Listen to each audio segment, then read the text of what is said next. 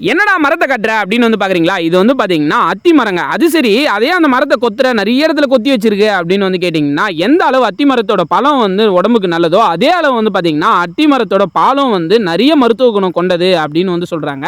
முக்கியமான விஷயம் என்னன்னு கேட்டிங்கன்னா, இந்த அத்தி மரத்தை பாலை வச்சு நம்ம கட்டு போட்டோம்னா, உடைஞ்ச எலும்பு வந்து கூடும் அப்படின்னு வந்து சொல்லுவாங்க.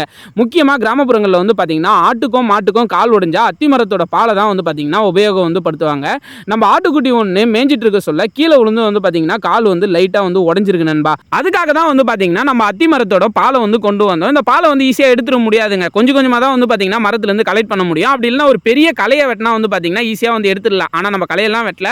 கொஞ்சம் கொஞ்சமா கொத்தி வந்து பார்த்தீங்கன்னா, எடுத்துட்டு வந்துட்டோம். முதல்ல என்ன பண்ணணும்னு கேட்டீங்கன்னா, உடைஞ்ச இடத்துல முதல்ல வந்து ஃபுல்லா தடவிடணும். அதுக்கப்புறம் கட்டு போட்டு அது மேல வந்து பார்த்தீங்கன்னா, நம்ம இந்த பாலை தடவனோம்னா, ஒரே மாசத்துல வந்து பார்த்தீங்கன்னா, எப்படிப்பட்ட எலும்பு உடைஞ்சிருந்தாலும் வந்து பார்த்தீங்கன்னா, கண்டிப்பா வந்து கூடிடும். நான் 1 மாசம் கழிச்சு உங்களுக்கு வீடியோ எடுத்து போடுறேன். மறக்காம கிரீன் கலர் ஹார்ட்ட தட்டி விட்டுருங்க.